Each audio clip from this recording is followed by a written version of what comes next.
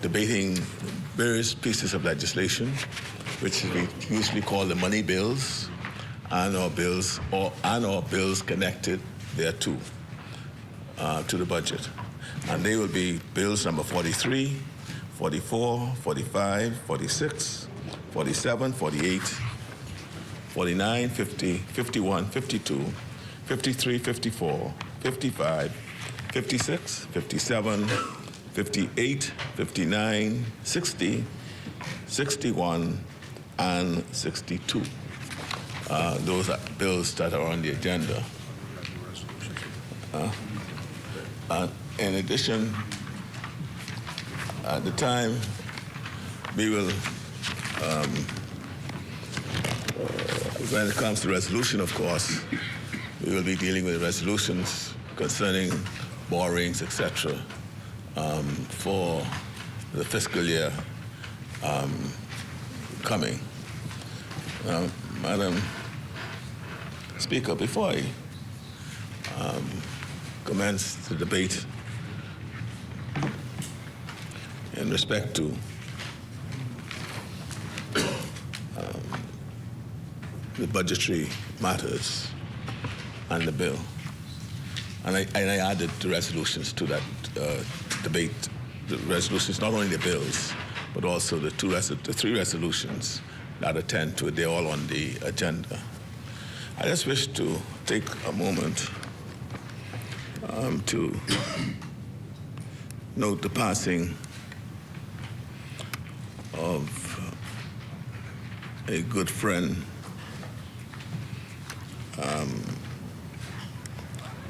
a gentleman who I've had the privilege of practicing law with.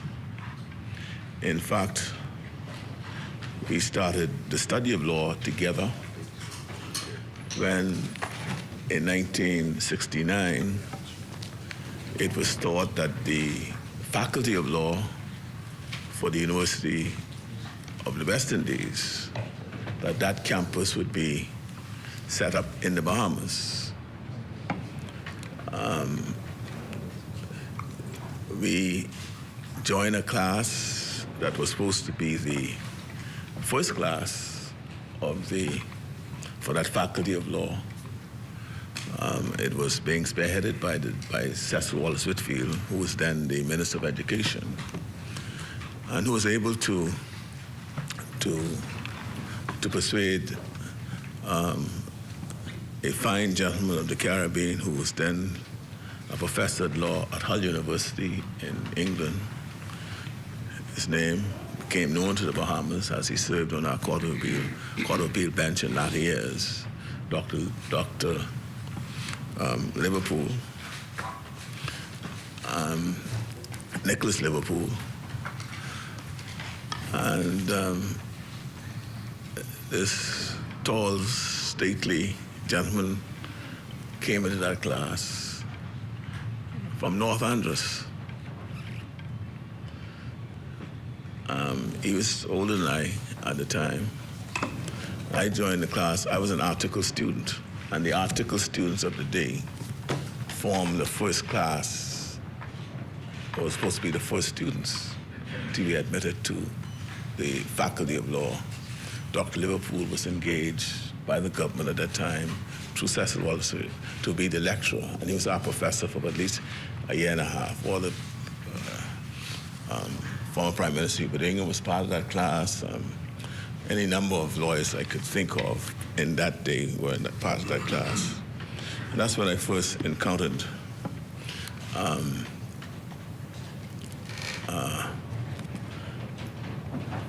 Thomas Evans, Casey, who sadly passed away this morning in his sleep.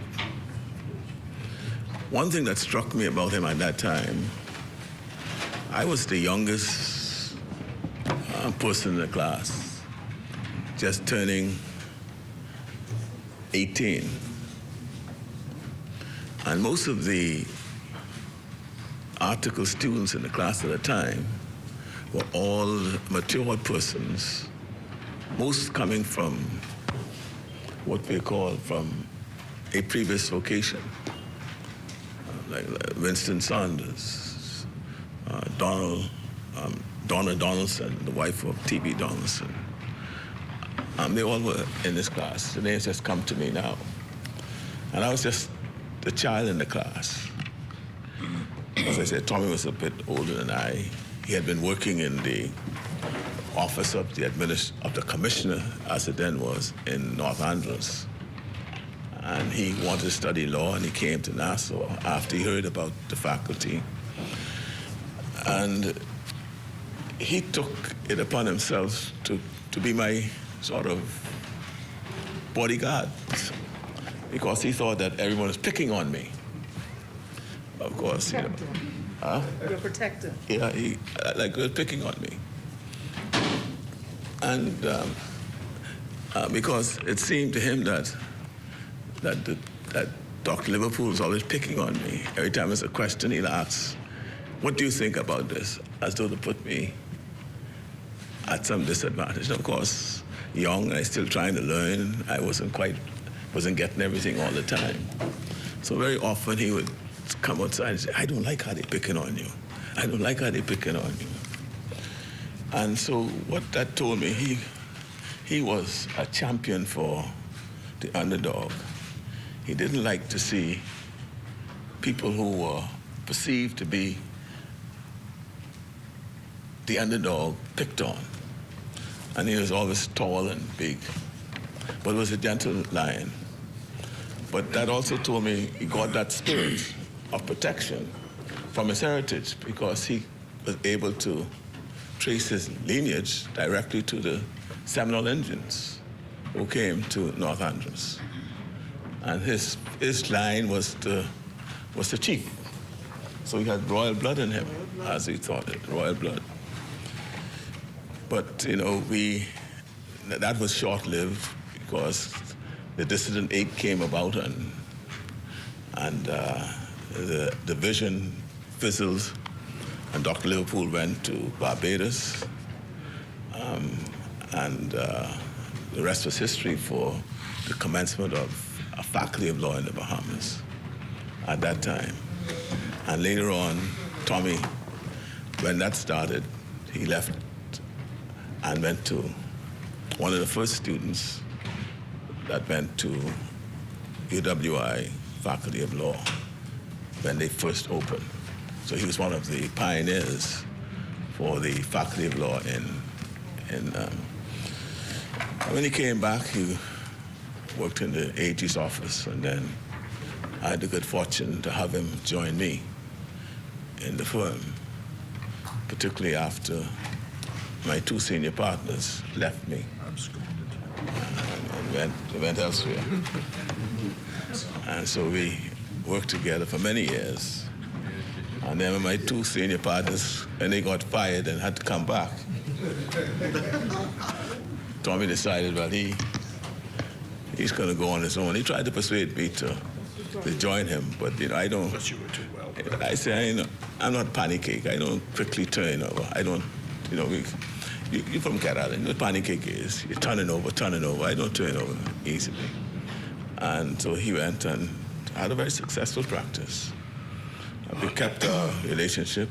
And, his son is my godson, and in fact, his son was sitting with me last Friday, and we were talking about his father. I knew in recent years he's been having his challenges, and he had a major incident, and I was talking to his son about it and how he was recovering, and all was well, that he was home, recuperating, convalescing, and all seemed well.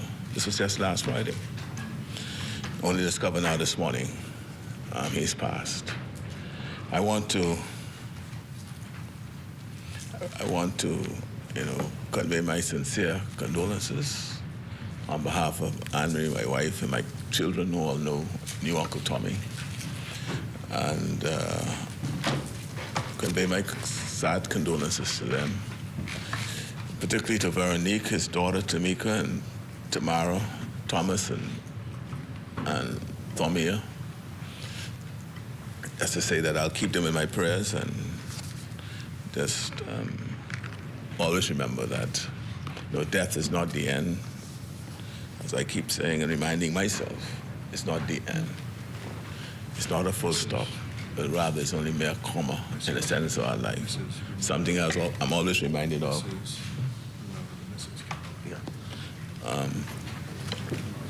Something I'm always reminded of by my good friend Leslie Miller. Said, it's only a comma in a sentence of all our lives. And so, as believers, we commend his soul to the Almighty. And I would have much more to say about him at the appropriate time. Of course, I thought I did say his wife, Carolyn Wood Evans, who serves distinctly on the whatever, you know what I mean, on the bench of a magistracy. She too was in my chambers for several years. I think Tommy may have met her in my chambers, and eventually they met off to have a blissful reunion, have 2 kids, and that's what it is. But that's life.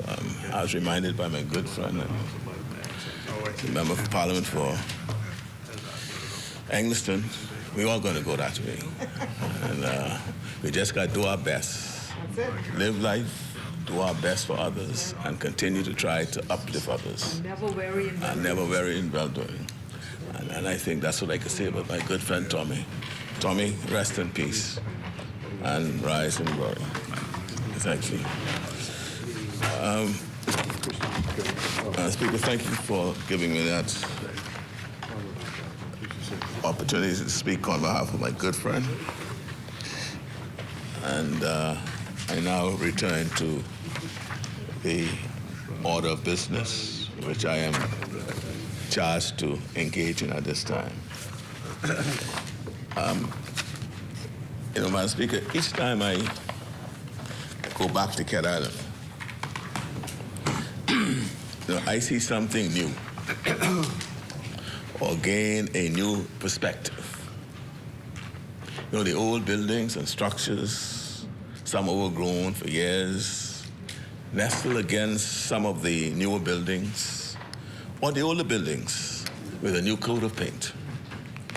The construction of the new airport is obviously a big change to the landscape. But the familiar beaches and the sense of calm immediately signal that you're back home. I see and feel the push and pull that many family islanders feel. They want and need growth and development too, to enjoy greater prosperity and to encourage the young people to stay. But they balance those ambitions against their instinct to preserve the culture and spirit of the island. Along with Cat Islanders, I believe the same is true of the people of Rum Cay and San Salvador. Representing all of them and doing all I can to improve their lives and the lives of all Bahamians remains the greatest privilege of my life. And as I rise to open this debate in their name, it is good to be reminded of the great diversity of our country.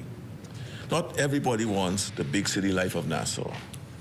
Not everybody wants what they see as the fuss and drama. Now, speaking of drama, Madam Speaker, Mr. Leader, I'd like to pause for a moment to congratulate the Leader of the Opposition on his re-election as leader of his party. We wish him well. That's in the script. As we partner together to fulfill the legislative responsibilities of this honorable House. And we are pleased that he wasted no time in setting out his party's economic plan. It provides a strong and welcome contrast to the measures contained in our budget, making it easier for the Bahamian people to see the political choice they now face. We also commend the honorable gentleman for having triumphed in what was obviously a very difficult and acrimonious contest. I simply cannot imagine. I simply cannot imagine what it must have been like. I can't imagine what it must have been like facing accusations of fraud, voter intimidation, and skullduggery, along with threats of lawsuits and calls to the police. I suppose therein lies another difference between our two parties. Still, it is not for us to engage with how they go about their business. And so we wish him well for however long he continues to serve. Now, given these distractions, Madam Speaker, given these distractions, we are not surprised that the opposition perhaps did not have the time to study properly the details set out in the budget communication. In previous budget contributions, I've often described the exercise as one which highlights the choices and priorities of an administration.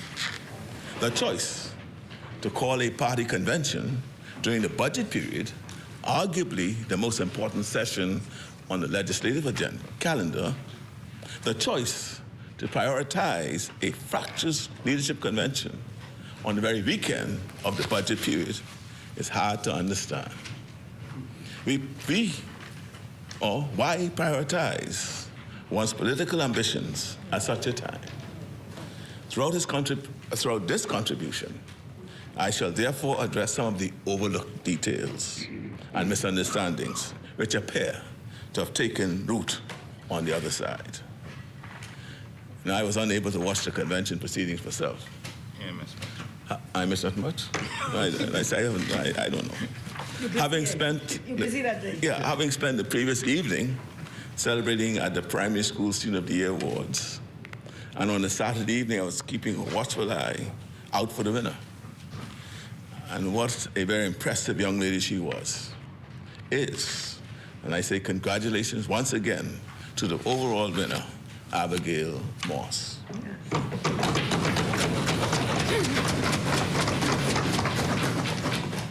And so it was that I did not watch the convention, but according to reports, the reports I received, the newly elected leader of the opposition put on quite a performance. On this side of the House, of course, we're used to sudden and dramatic performances of leadership on the other side. But, his effort failed to impress. Most accounts agreed with the editorial in yesterday's Guardian. And I just quote one little thing. His shallow treatment of vital issues highlights a serious lack of depth and a poor grasp of governance. I do not rejoice in the Honorable Gentleman's misfortune, but I do urge him just to pause and reflect.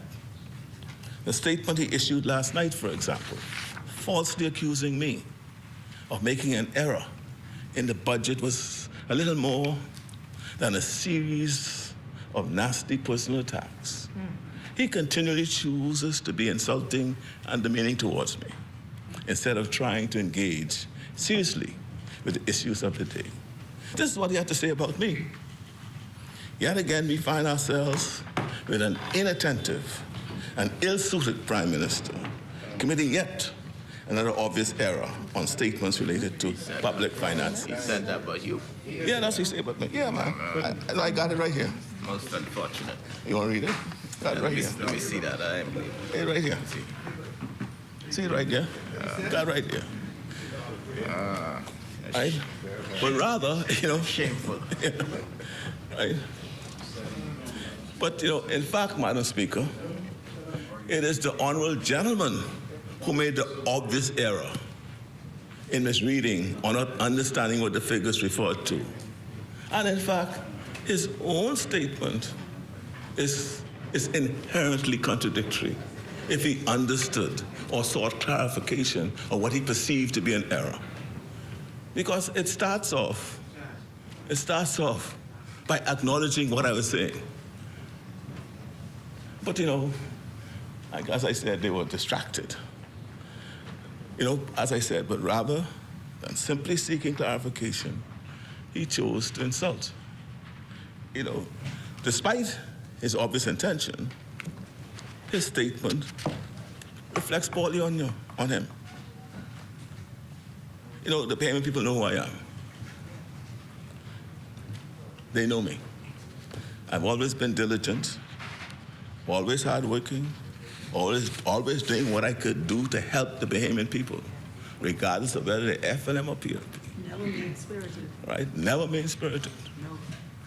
And this was true, long before I came into frontline politics. Now that he has been re-elected as leader, the honorable gentleman will find himself subject to greater scrutiny. The Bahamian people knew relatively little about him. What are his qualifications, Madam Speaker? What is his experience? What has he done in public life that reveals his character? I wonder how the Bahamian people will feel once they find out who he is. Contrary, Madam Speaker, to some of the commentary aired during their leadership contest, it made no difference to our side which individuals won or lost. It was clear throughout that whoever won, it would have been the same party with the same thinking and the same ideology. It is also largely the same team that left us with the various crises we inherited when we came into office in 2021. Just the other day. Just the other day. Yes, Hurricane Dorian, and yes, COVID-19 were major challenges, but the mishandling of the economy and the affairs of the country started as soon as they took office in 2017. Right? Madam Speaker, my administration took office against the backdrop of an unprecedented era of fiscal mismanagement.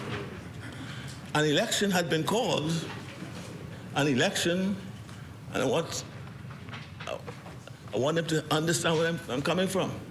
An election had been called 8 months early because of the unprecedented headwinds and tough decisions which required a new mandate. According to the then Prime Minister and Minister of Finance, when questioned as to why he called an early election. Remember that? He didn't talk about these headwinds. He didn't talk about these tough decisions during the campaign, but after losing.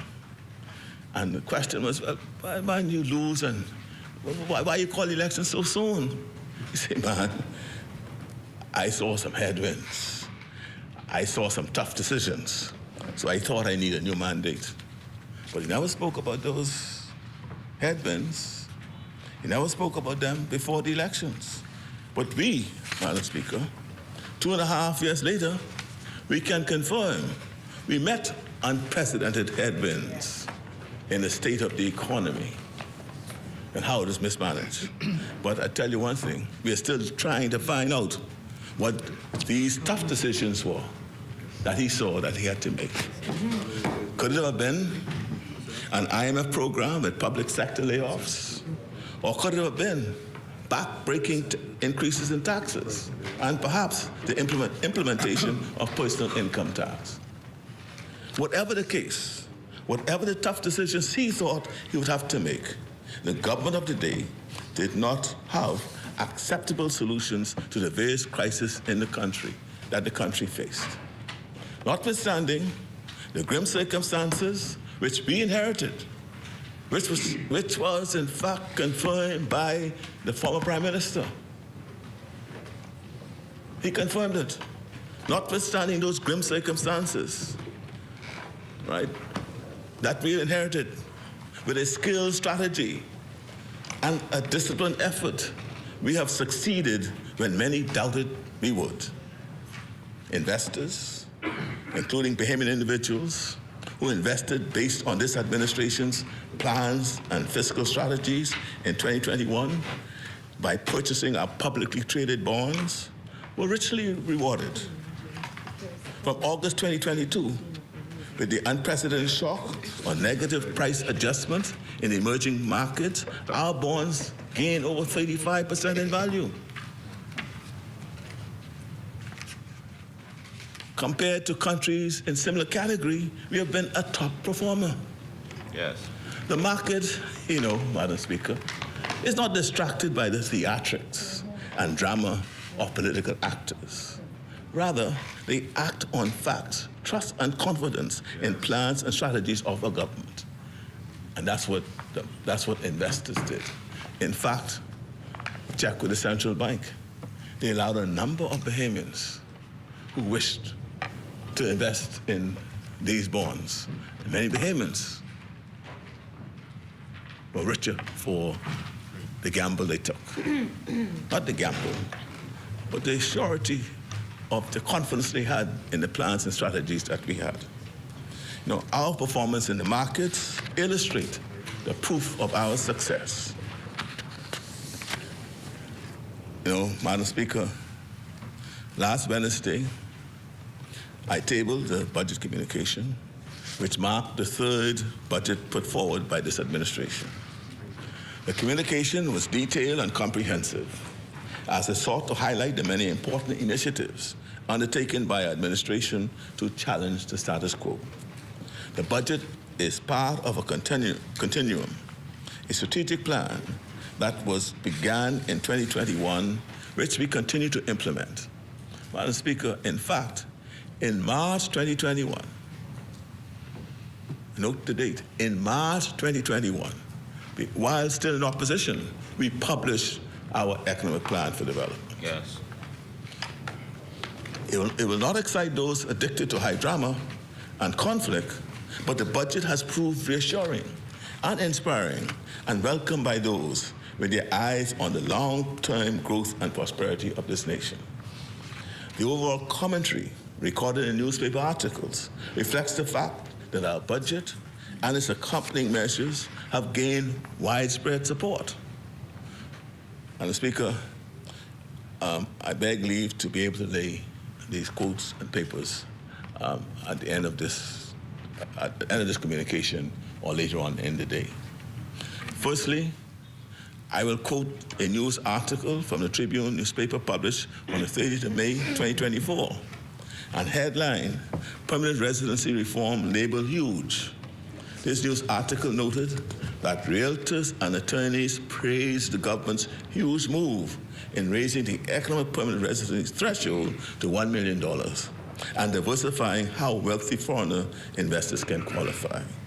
This was a response to this administration announcement that we will increase and diversify the minimum investment requirements to qualify for economic permanent residency to $1 million in real estate investments and or the purchase of zero-coupon bonds from the Central Bank of the Bahamas for a minimum of 10 years.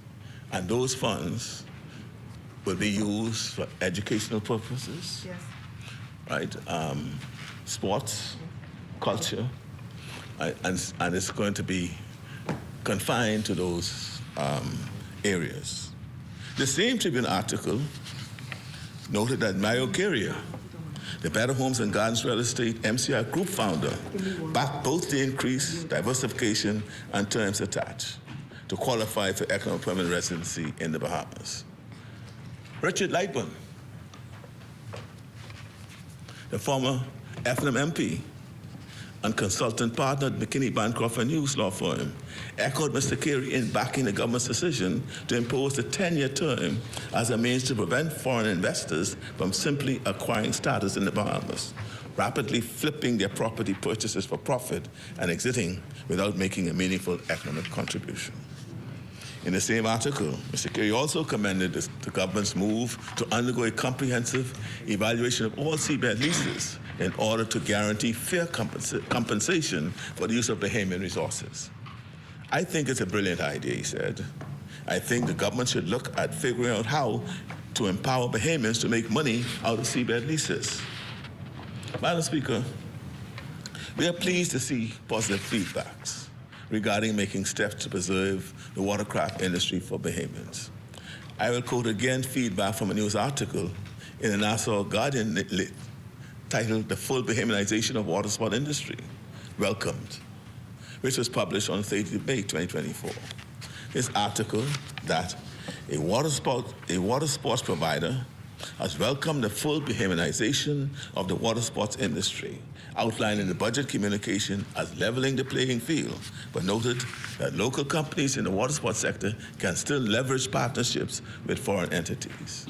Along with this was feedback from Astra Nottage, Director of Sales and Marketing for my own water sports, who told Guardian Business, and I quote, "She's comforted by the move to protect the industry from unfair competition."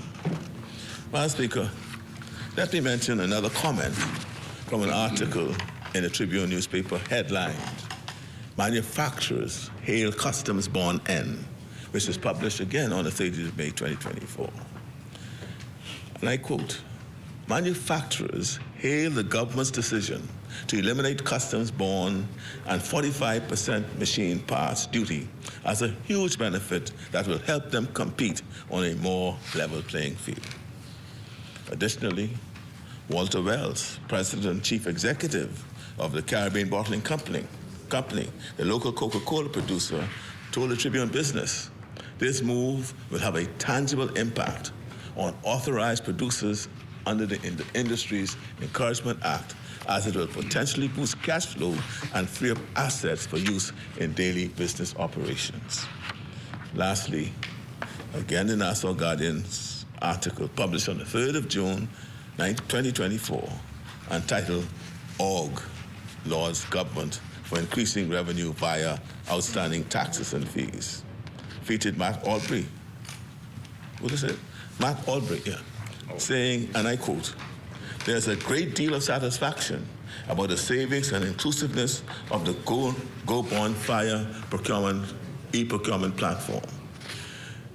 This positive feedback was directed to this government's launch of the Go Bonfire e-procurement platform that has saved the government millions to date and allowed for transparency and accountability in government contracting processes."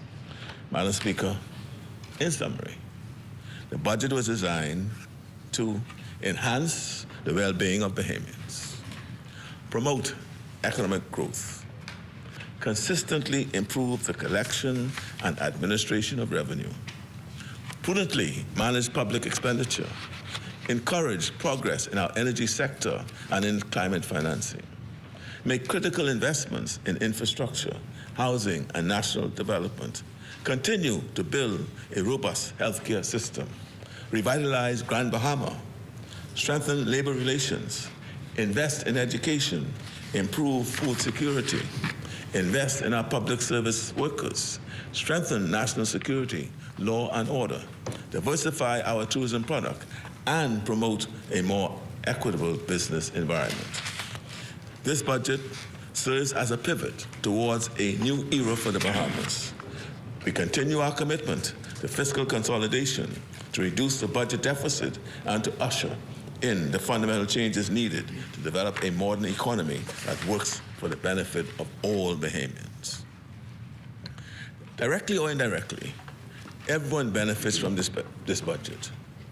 As the purchases of our bonds have benefited since 2021, so too our citizens have benefited. It may not land as obviously as tax cuts do, but given the economic crisis of 2021, we are extremely proud of the fact that our administration did not increase taxes on our citizens. Bahamians were struggling, and we were determined to do all that we could not to increase the tax burden. And so we launched a strategy not to increase taxes, but instead to focus on our efforts on tax collection. With in excess of $1 billion of uncollected tax revenue on the books, the potential was obvious. All Bahamians benefited from the host of additional measures which we introduced to revive and stimulate the economy. Some of those measures, we decreased the VAT rate from 12% to 10%, increased the minimum wage, and increased salaries for the public sector employees. Additionally, we also reduced VAT on property transactions for Bahamians, expanded the first home exemption program to include triplexes, and exempted VAT on the construction of homes. The real property tax owner exempt threshold was increased to 300,000, and the duty on electric and hybrid vehicles reduced to 10%. Churches, unions, and non-profit organizations have also been exempted from the payment of real property taxes. We also reduced duties on a wide range of building materials and food, including chicken meat. Madam Speaker, this is only a sample of the ways in which Bahamians have benefited from the three budgets which my administration has implemented. And all of it was done without increasing taxes. While we have adjusted some fees to cover the cost of the services that we provide, these fee adjustments over the last 3 years pale in comparison to the reduction in taxes that we have provided. Fee adjustments include, for example, this year's introduction of a new fee to allow for home delivery of passports for Bahamians residing in the United States, Canada, Europe, and other parts of the world. Notwithstanding these adjustments, since coming into office, revenue has grown at a faster pace than the real economy has grown. I repeat that, Madam Speaker. Revenue has grown at a faster pace than the real economy has grown. So those who point out that we are projecting revenue to grow faster than GDP only need to look at our recent experience to understand our confidence. Our strategy for revenue administration is working. One of the fundamentals which underpins this is the fact that currently the major revenue driver is a strong inflow from foreign direct investments. Foreign direct investment is a critical indicator of the confidence which international investors have in our administration. My government has never planned to burden ordinary citizens with tax increases in order to drive revenue. I cannot stress enough how much this has benefited the Bahamian people.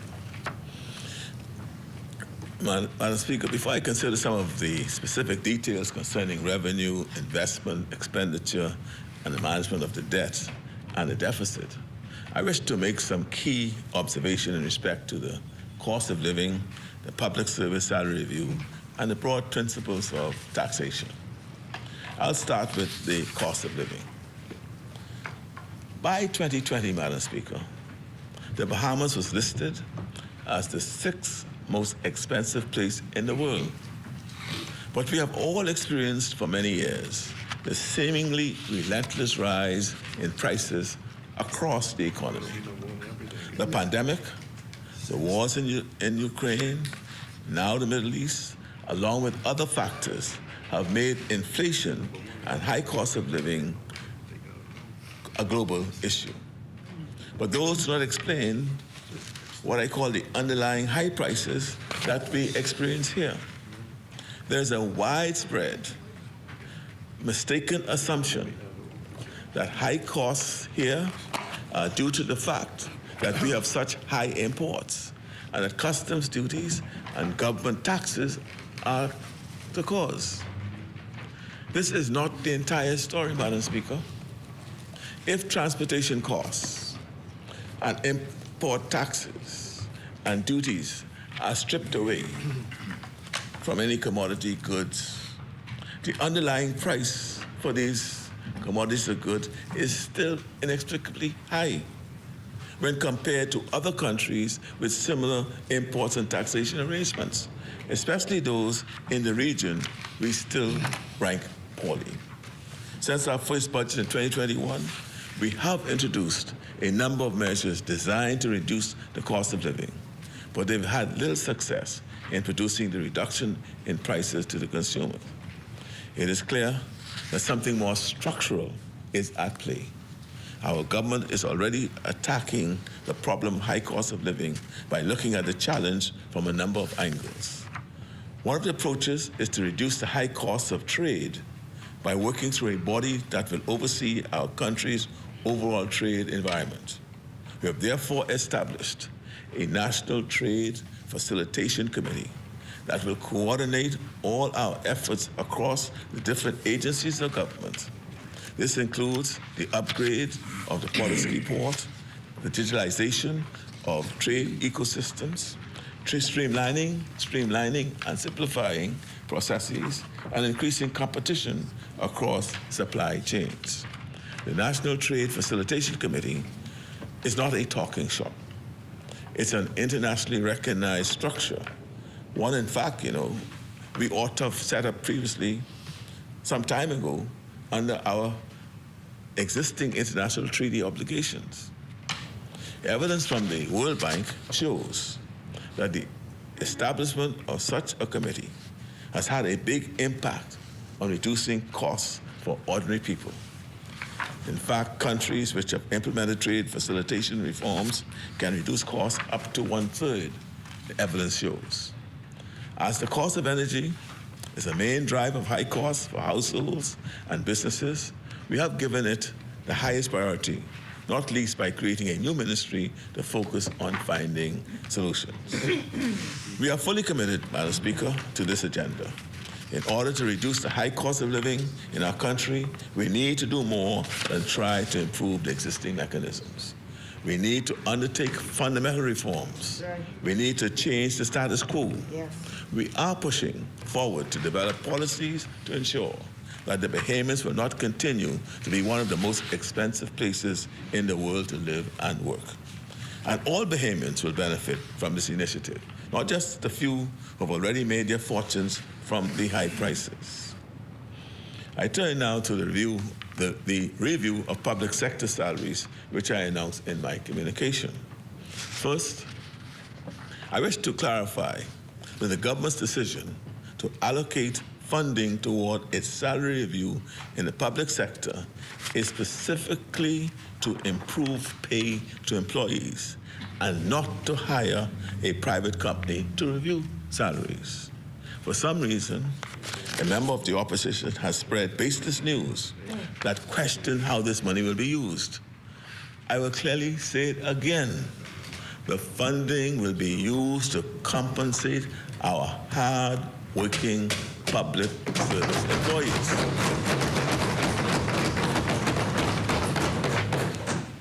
Madam Speaker, in order to offer competitive salaries, the government has to benchmark public sector salaries against private sector salaries. Regular salary reviews should be conducted to guarantee that the government can provide adequate compensation to retain employees in the public sector. Regrettably, Madam Speaker, a significant number of individuals have left the public sector to go to the private sector because of the better pay and benefits on offer. This trend is particularly notable among nurses, teachers, although it is also true of other professional groups as well. I'll offer an example. Since 2009, that's 15 years ago, the entry-level salary for a police constable has been $18,000.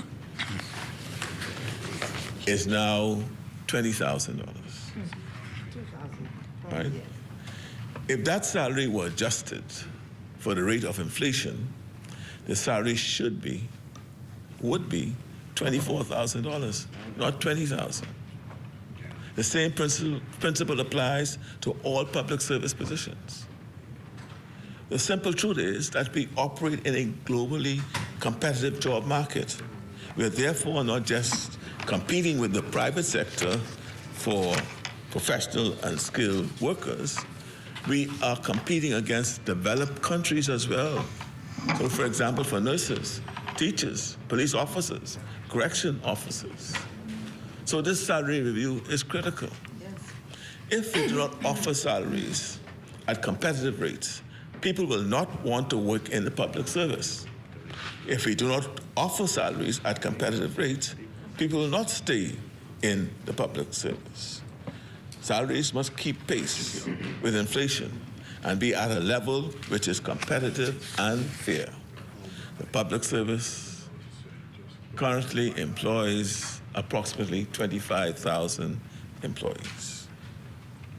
The recent increases in minimum wage and the various union agreements have been small steps in the right direction. We need to go further. Madam Speaker, in my communication, I talked about the launch of Cloud Bahamas. Cloud Bahamas is going to revolutionize the administration of the public sector payments by introducing new features such as electronic salary notifications, online job applications, and bi-weekly salary payments for all employees. Bi-weekly salary payments mean that our employees will now be able to be paid every 2 weeks. This will allow for more frequent paydays, which will almost certainly support employees to improve their cash flow. This, in turn, will hopefully shield employees from high-interest consumer loans in order to fund everyday expenses. More frequent paydays should significantly help those small businesses which rely on the uptick in economic and financial activity that will be fueled by government workers, which would otherwise only take place at the end of any given month. The time of pay for government salaried employees, that's at the end of the month. Yeah. Cloud Bahamas will also deal with other nuisances that employees currently face due to a slow system. One such nuisance is long-term pay discrepancies and employee accountability. For instance, it is unacceptable that individuals with salaries of $20,000 or under have to receive a back pay of nearly $100,000 because of long-term unresolved pay discrepancies. On the other side, salary recovery to the government of $50,000 and above shouldn't be happening, especially when due to unknown job abandonment over a period of many years. Employees shouldn't have to wait many years to be paid the right salary, and the government shouldn't have to wait many years to be notified that an employee has abandoned his or her job but is still receiving pay. These delays not only create financial hardships for individuals, but also hinder the efficiency and effectiveness of our government. By addressing these issues with Cloud Bahamas, we can ensure that individuals are fairly compensated for their work without unnecessary delays. Additionally, by improving mechanisms for tracking employee attendance and performance, we can hold individuals accountable for their responsibilities and prevent situations where employees abandon their jobs without notice. This is not just a matter of fairness and efficiency, but also a matter of enhancing trust and integrity between government and its employees. Madam Speaker, there's growing commentary in certain quarters, which seems intent on demonizing the very principle of taxation. Every tax and every action to collect tax is criticized. On the one hand, there is an ever-growing demand for more and better government services. Yes. The Bahamian people rightly expect government to build and maintain public infrastructure and to provide the kind of services expected in a modern society.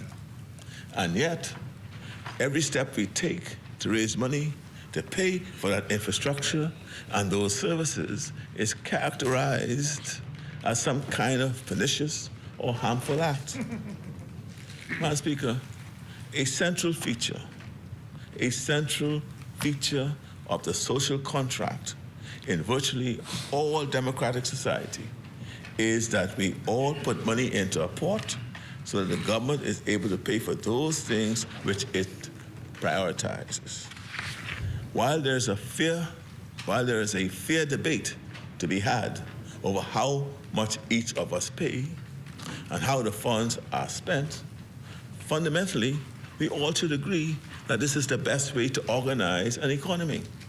And so we must dispel this idea that somehow all taxes are bad. I go further. It is a founding principle of the Progressive Liberal Party that those of us who have more should pay more. Yes. And that we should pay special attention to the least vulnerable amongst us. We unashamedly embrace the idea that striving for economic fairness and economic justice will make our country better for all of us. Yes.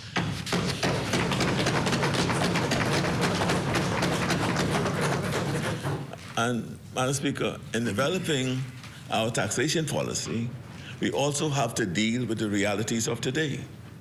We came into office facing an inherited debt of more than $10 billion. That has to be paid off, along with the high rates of interest that they agreed upon. We need to pay it off. And how are we going to pay it off? We need to have tax revenue to do so. Worse still, the debt was used to pay salaries and other current expenditure, so the country did not benefit from any substantial investment.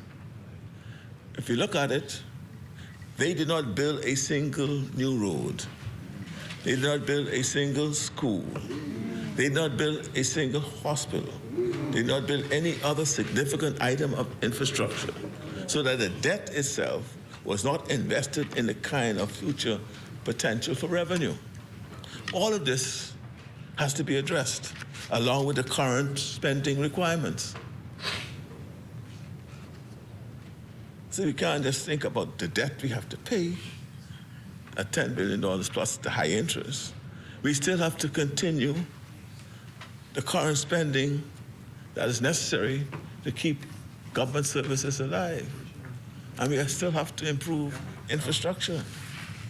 And so we are challenging the status quo to ensure that we have a fairer taxation. Some of the wealthiest and most powerful companies in the country have behaved as though it was merely an option that they should pay their share of taxes. Well, that has come to an end. That has come to an end. And the results are in the numbers we have shown today in our budget today. Now, a member opposite keeps making comments to the effect that this administration is breaking the law and disregarding legislation concerning fiscal responsibility. They complain repeatedly about deadlines for reporting and procurement requirements, which they implemented without proper support, infrastructure, or training. Had they remained in office, they would also lack the resources to meet those requirements. And so, Madam Speaker, it has fallen to my administration to establish the necessary resources to comply with the legislative requirements set by the previous administration, such as the procurement portal. They passed legislation, specifically the PFM, the Public Finance Management Act, that mandated monthly reports, despite knowing that the Treasury system, which is over 25 years old, could not produce such reports. The government's payroll system, which is also more than 25 years old, was in dire condition during their term, yet they took no action. My administration is working to address these issues. But these spurious attacks will not distract or divert us from our successful strategy, nor will it malign our clear progress and achievements. Next on this matter, I want to clarify that the PFM Act 2023, in the first schedule on fiscal objectives, in Section 8, clearly states, and I quote, "The fiscal objective for the fiscal balance, overall balance, will reduce it from a deficit of 6.1% of GDP in 2021-2022 to a fiscal balance that does not exceed a deficit of 0.5% of GDP from financial year 2024-2025 onwards." I repeat that. Right? The fiscal objective for the balance, and its overall balance, will reduce the deficit of 6.1% of GDP in the financial years 2021-2022 to a fiscal balance that does not exceed a deficit of 0.5% of GDP from financial year 2024-2025 and onwards. The government is adhering to this requirement in 24-25. Yes, we have pushed our balanced budget or surplus year by 1 year, but we are still compliant with the fiscal responsibility objective when it comes to the fiscal deficit that does not exceed a deficit of 0.5% of GDP from 2024-2025 onwards. I also want to point out that the fiscal strategy report that reflects these targets is not the budget document itself. The FSR, the Fiscal Strategy Report, sets the guidelines for the budget, but we adhere to it at the macro level. But the budget process itself is a lot more complex, rigorous, and wide-reaching, and completed at a level of fine detail. This point routinely escapes some commentators, so much so that I wondered if they understand the legal framework of fiscal management. Comparing the Fiscal Strategy Report to the budget is like comparing apples and oranges. The final and most important commentary I would like to address is the reliability of the numbers being presented in the budget. I've said it in my budget communication, but I'll stress it again here. As the Minister of Finance, I've taken a hands-on approach to this budget and have ensured that it was a collaborative effort across the entirety of the government. That is, across every ministry, agency, and department in support of the Ministry of Finance's meetings with ministers, permanent secretaries, and heads of public operations. This has led to a better accountability and a more comprehensive and accurate budget. So, we did not arbitrarily come up with figures. Extensive work has been done to ensure that our projections reflect reliable and accountable figures. Over the past 3 years, Madam Speaker, this administration has worked hard to regain the trust of investors, bankers, rating agencies, and the multilateral agencies with respect to our fiscal policies. To a large degree, we have succeeded. The general commentary on the Bahamas' fiscal position has been favorable, and our bond prices have recovered from the lows of 2021. However, we still have a lot of work to do to rebuild the fiscal buffers, which are very necessary if we are to survive as a small island developing state. We are projecting a deficit of 1% to 1.5% based on the expenditure and revenue performance up to April 2024. I will admit, however, that achieving this target has required a heightened degree of expenditure constraint and focus on revenue collection. However, as we have demonstrated over the last 3 years, our fiscal plans are based on reality, not fantasy. In addition, it should be noted that the fourth quarter deficit experienced in the last 2 years was the result of deliberate policy decisions to eliminate as much as possible the arrears for vendor payments left by the previous administration. I'm happy to report that as the arrears report in the mid-year budget presentation has demonstrated, this policy has succeeded, and we have substantially reduced vendor arrears. Madam Speaker, from the side opposite, there was a lack of critical analysis of the budget.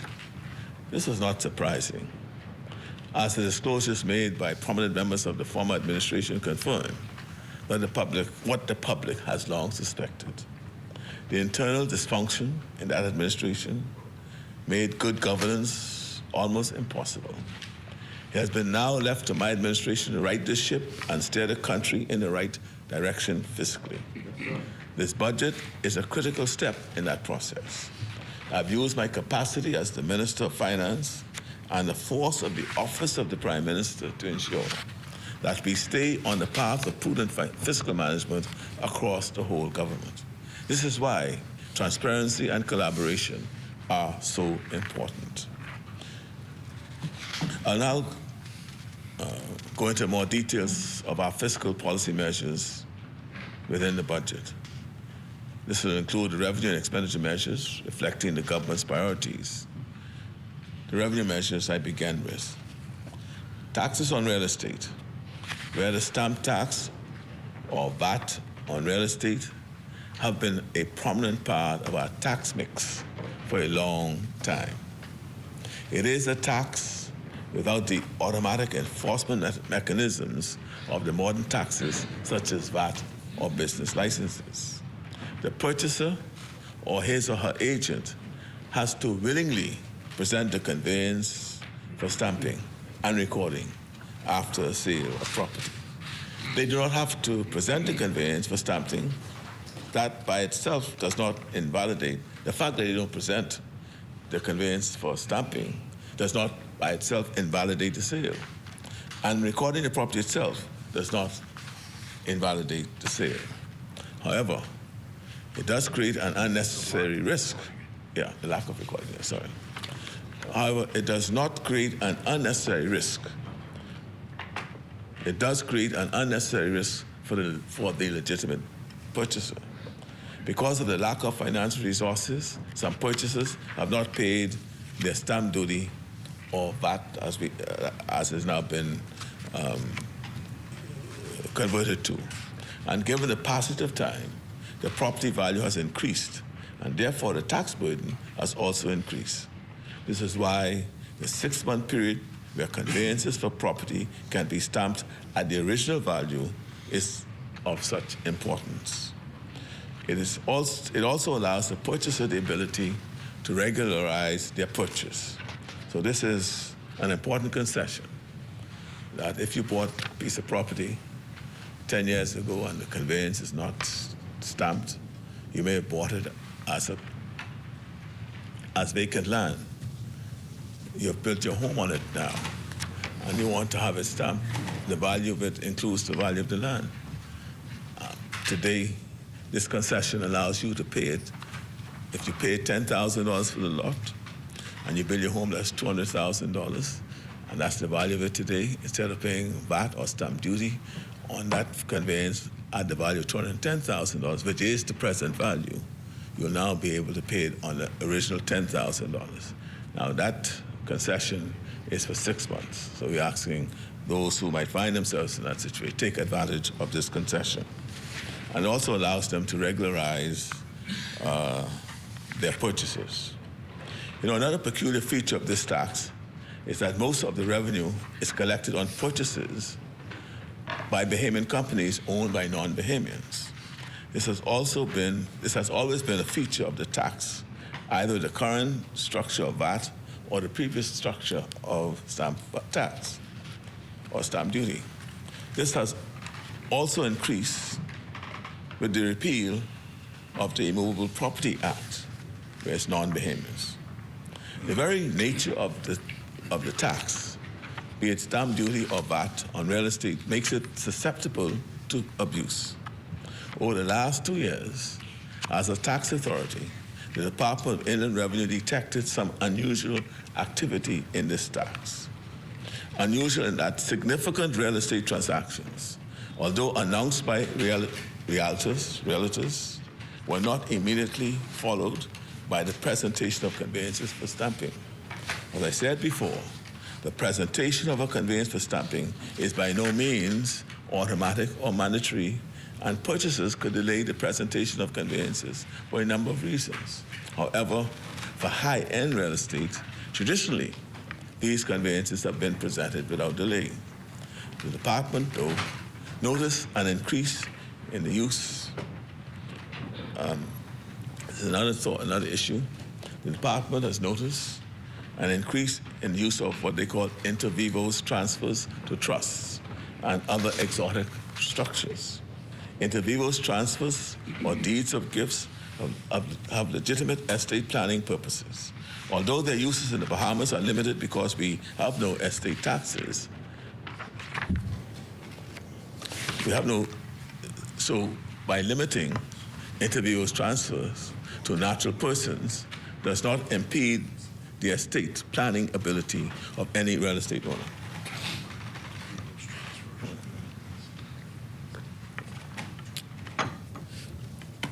interviews, transfers where the owners of property may convey it to a structure that they claim to be belonging to them. And in this instance, what we're saying, you will not be able to for estate planning purposes. In this instance, what we're saying is that will be taxable. But if you convey it to your son or your daughter or your wife, who would be a part of your estate planning, it will not be taxable. And as I said, it should not matter as much because in the Bahamas, we don't have estate taxes. I'll now speak briefly on international business income tax. The draft legislation is well advanced and will be laid and circulated before the summer recess. In the communication, I spoke about possible changes to the Business License Act to address possible tax arbitrage and double taxation issues. The international business income tax also represents a unique opportunity to reposition and attract new types of businesses. The government is actively exploring these opportunities and will speak in more details once the legislation is introduced to Parliament. Madam Speaker, along with the assorted items that have either had reductions in custom duty or have been made duty-free, we have increased the vehicle age requirement for taxis and commercial vehicles, taxis and liveries, from 3 years or less to 5 years for exemptions. That includes taxis, livery, and tour buses. And this is under the Excise Act. So no longer is that the vehicles that could be imported has to be 3 years, old, or otherwise you cannot bring them in. We have increased that to 5 years. Madam Speaker, long-term residential rentals in the past were not subject to VAT until 2022. When VAT was placed on these rentals, if the owner leases more than 4 properties, we have seen that this disproportionately impacts the tenant. So we are reverting to the position where VAT is not required in this case. Going forward, only vacation home rentals and commercial rentals will be subject to VAT. The surcharge, Madam Speaker, the surcharge will be increased incrementally each year for unpaid tax on foreign vacant land. Surcharge will be increased incrementally each year for unpaid taxes on foreign vacant land. A surcharge of 5% is applied in the first year, 7.5% in the second year, and 12% per annum thereafter in the third year and beyond. This should send a clear message that this government expects those who owe taxes that they should pay their taxes or be penalized in increasing increments. Madam Speaker, the Public Finance Management Act was amended to allow a public entity or an agency to collect fees incurred for services provided as a means of cost recovery and not for profit. I also want to address, Madam Speaker, the sale price in power of sale matters under the Real Property Tax Act. Amendments to the Act will now allow for the Chief Valuation Officer to sell property for less than the outstanding taxes, penalties, and costs in cases where the current market value of the property is less than the overdue tax, penalties, and costs. Additionally, abandoned property can now be acquired by the Treasurer for development of the property as it relates to national objectives and development. A public notice will be issued for 30 days to the public in order to notify the owner, who may then pay any outstanding taxes to avoid acquisition by the Treasurer. In order to prevent a clear tax avoidance strategy currently being employed by foreign-owned property, we are clarifying the Real Property Tax Act that despite a life tenant of a property being a Bahamian, the property will not be considered Bahamian-owned if the beneficiaries are not Bahamian. The real property tax should be paid by the foreigner, despite the Bahamian being designated as a life tenant. The Bahamian living there will not be required to pay the tax, but only the foreign owner. Lawyer's dream. Lawyer's dream, yeah. My government has been hard at work addressing revenue arrears and improving collection of these arrears. If we look at the total tax arrears to March 2024 in the budget annex, more than half of the increase in arrears is due to the arrears from Grand Bahama Port Authority amounting to $357 million. Pay me what you owe me. The remaining amount is largely related to real property tax. In the communication, I was explicit in stating that real property tax billings went up by 14%, which directly contributed to the surge of arrears. Real property tax is due by the end of March, so the amount of real property tax arrears would see a decline naturally after that period. It is surprising, therefore, that some have sought to question the dedication of our collection efforts. Our government, Madam Speaker, has increased customs post-clearance audits and introduced a customs exemption application. My government has increased VAT audits.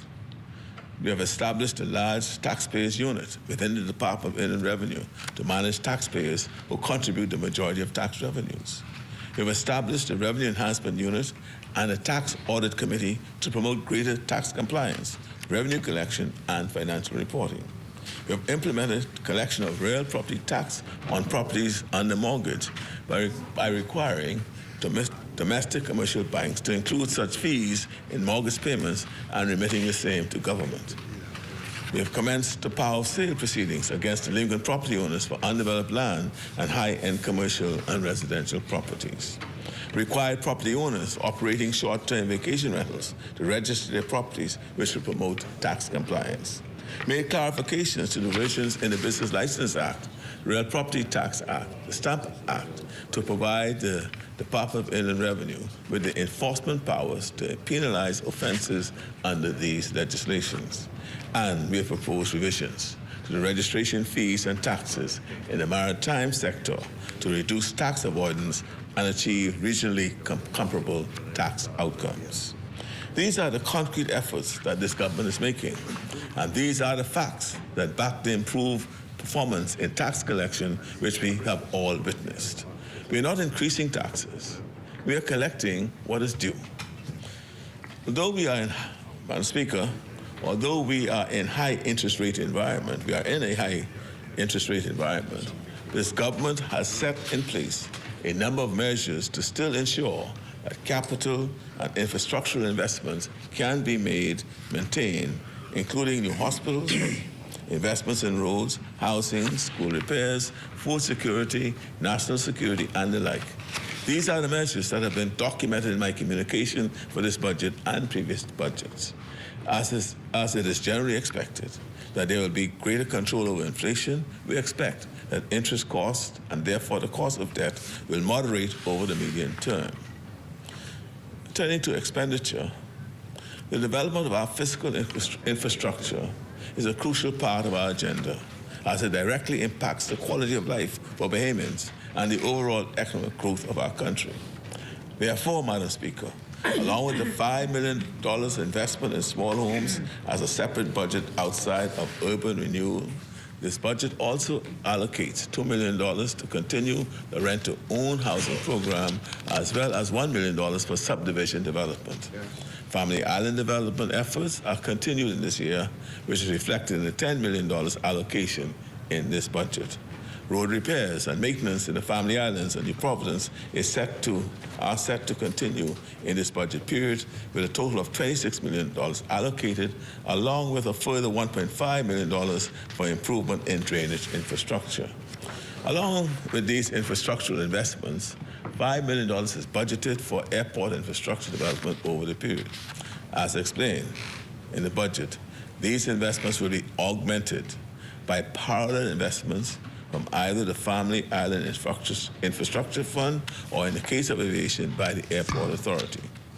In addition to funding preparatory work for the new hospital in New Providence, $8.1 million has been allocated to maintain our community clinics, and $5 million has been allocated to maintain medical facilities.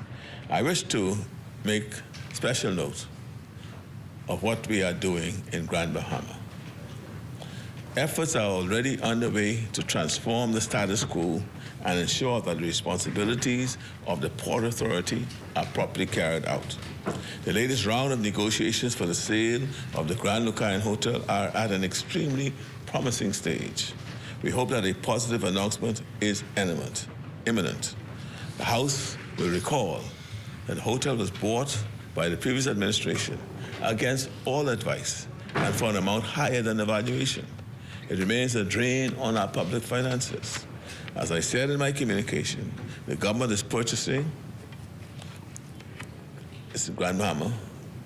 As I said in my communication, the government is purchasing the Princess Towers Hotel, the West Sunrise Road, and the site of the International Bazaar. And this purchase for under $4 million. The $30 million that was discussed is for the redevelopment of that whole area. A higher loan facility, that's what they talk, has been arranged with the Afro-Exim Bank for an exciting new development at that site.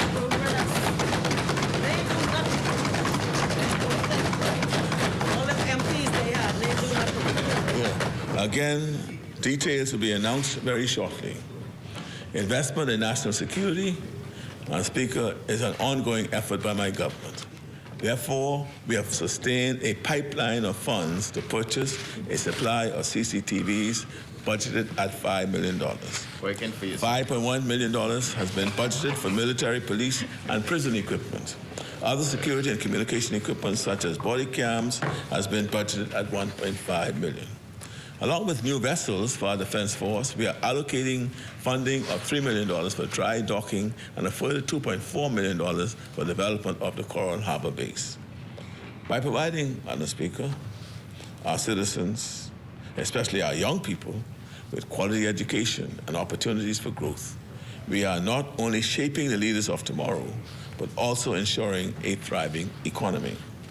Education is the key to unlocking the full potential of our youth and preparing them for the challenges and opportunities that lie ahead. We will therefore continue to invest in our major educational institutions, along with the financing for accreditation of the University of the Bahamas. Allocations have been made for educational reform and operations at JUBI, along with aid for BTVI. We also continue with our commitment to provide scholarships funding for students to attend both institutions. Repairs and maintenance of our primary schools and high school buildings will also be continued this year. Further, a $7.2 million allocation is made to the School of Agriculture and Marine Sciences in Andros, along with scholarship funding to attend BAMSI. Great. Madam Speaker, following on from the launch of the consultation period at the end of January, $1 million investment has been allocated in the budget for the Creative and Performing Arts School. The National Youth Guard Program, which trains young Bahamian men and women to help with responses to national disasters, has been allocated $1 million to develop a Bahamas National Youth Guard facility.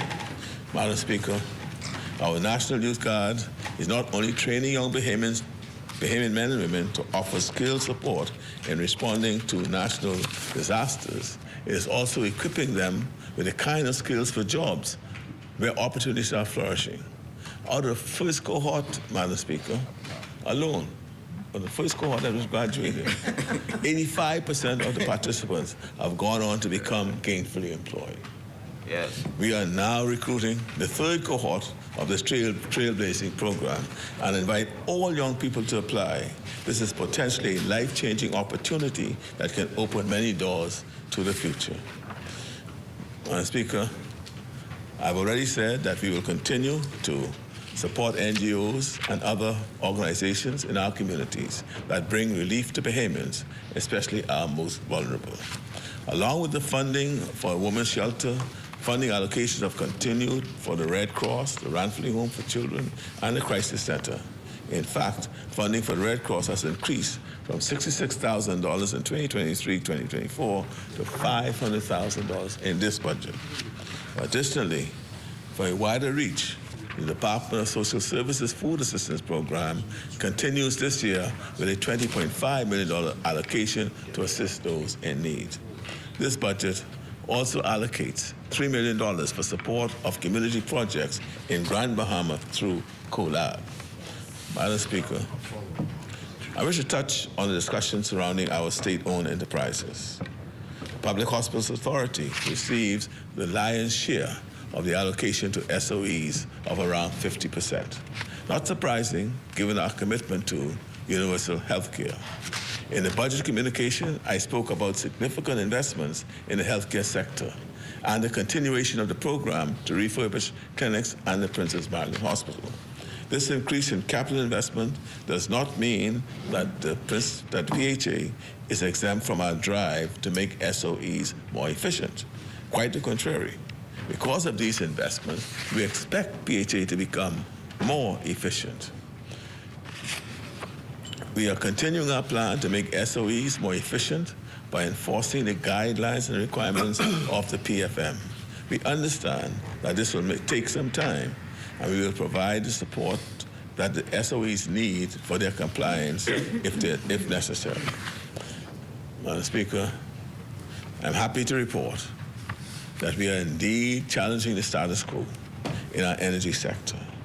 We are putting in place a number of solutions to a long-standing, frustrating problem.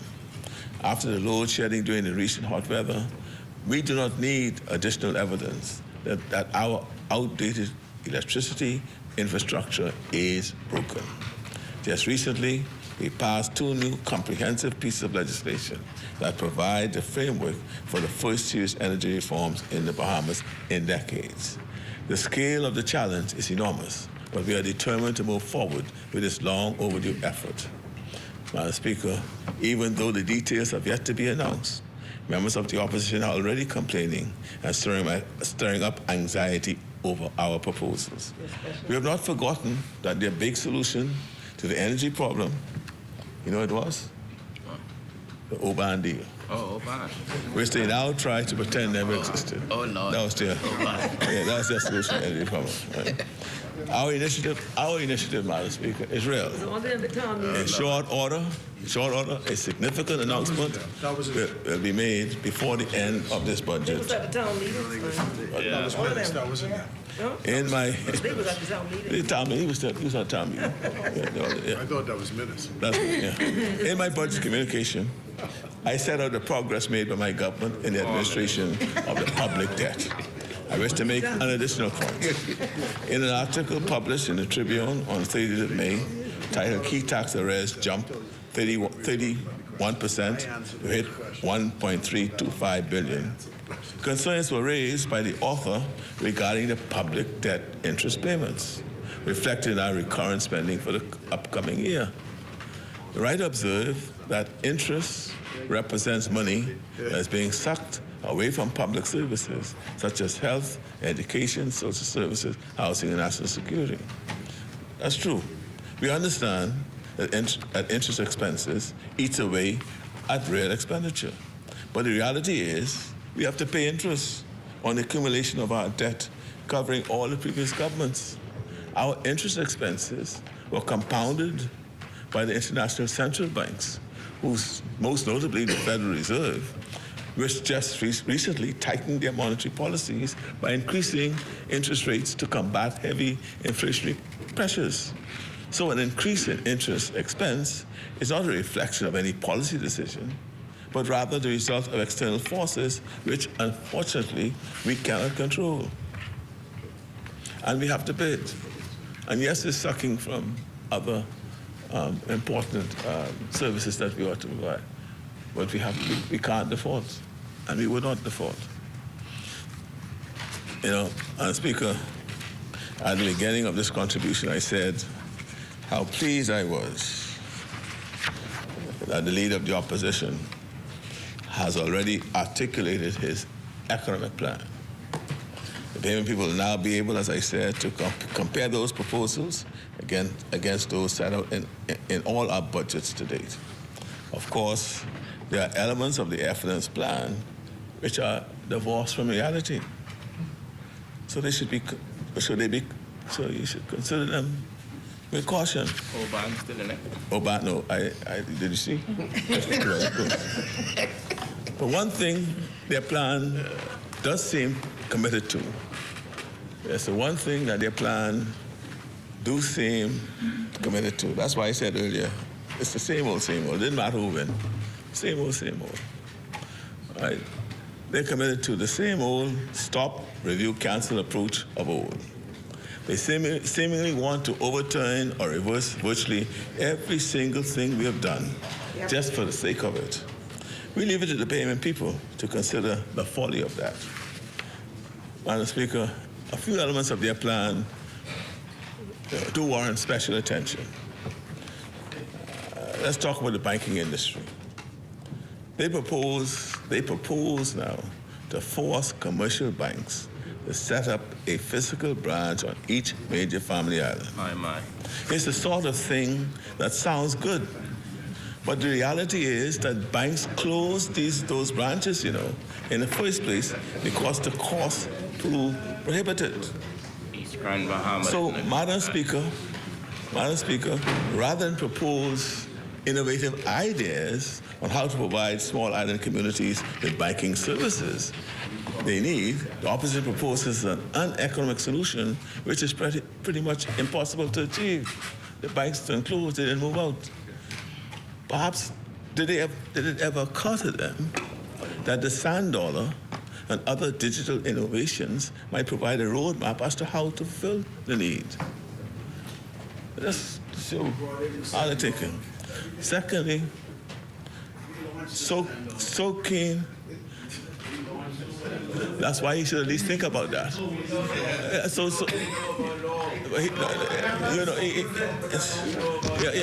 Members. Secondly, so keen were they to oppose everything we're doing for the sake of it. They complain about how unfair it is that Bahamians aren't able to set up banks. It must have come as a terrible shock to the owners of Commonwealth Bank, for example, which according to their website became fully Bahamian in 1983. It must have been a terrible shock to them to hear that they haven't been Bahamian for these past 40 years. East Grand Bahamas didn't see that speech in the past. Madam Speaker, as a matter of law and fact, for many, many years now, Bahamians have already been able to set up banks. The Leader of Opposition's lengthy attack on this imaginary issue raises serious questions. How could he not know? Is he living in the same Bahamas as the rest of us? Or is this the kind of serious lack of depth and a poor grasp of governance which the Guardian newspaper referred to? Then they seem to have a problem with those who work in the public sector. In their view, government is too big. Although they didn't say which and how many of the 25,000 government workers they intend to terminate, or how they intend to make it small. And of the ones that would remain, they also seem to object to the salary review exercise which we propose.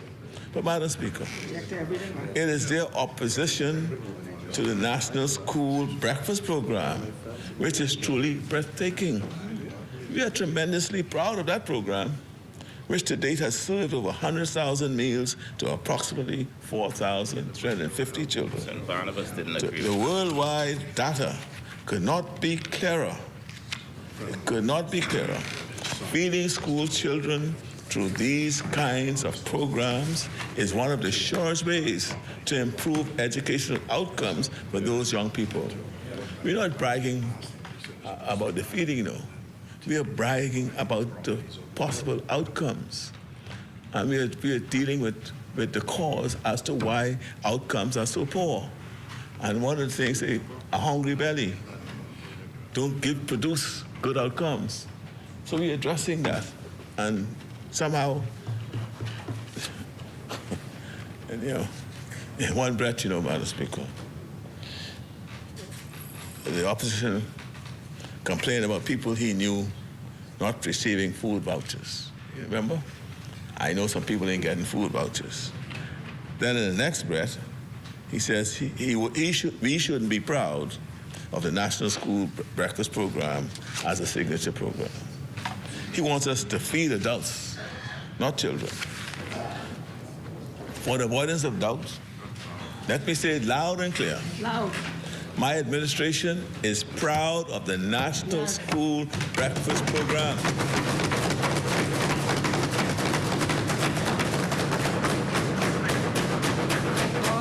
The Bahamian people are proud of the National School Breakfast Program.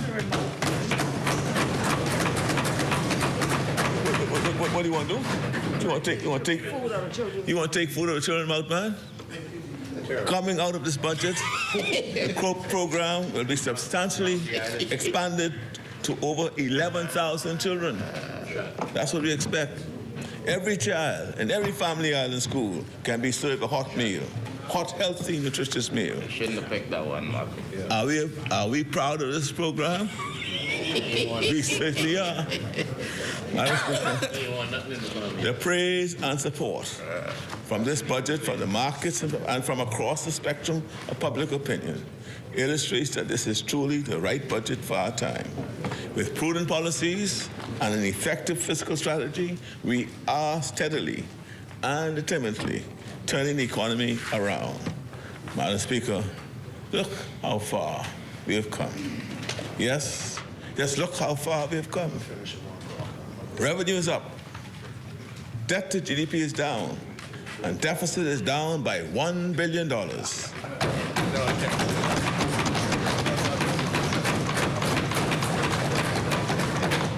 From the multiple crises that the country faced in 2021, here we are. Back on our feet again. We're back on our feet again. Talking about growth and investments and opportunities rather than rescue and headwinds and mountainous debt. A lot has been done, Madam Speaker. A lot has been done. I'll be the first to acknowledge that we still have a lot more to do. We are challenging the status quo across a range of sectors and addressing some of the big structural issues that have plagued the country for decades. We continue to be grateful to the Bahamian people, without whom none of it would be possible. It is the hard work and support of everyone that makes our country what it is and will make it what it can be. May God continue to keep us safe and prosperous in the years ahead. And may God bless our Bahamas. Yes. And you can take your umbrella out because it's raining.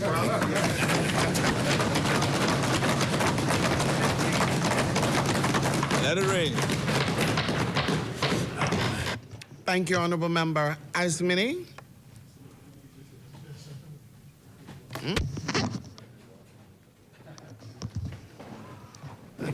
They called me that in the hospital. I wondered who the hell they were talking about.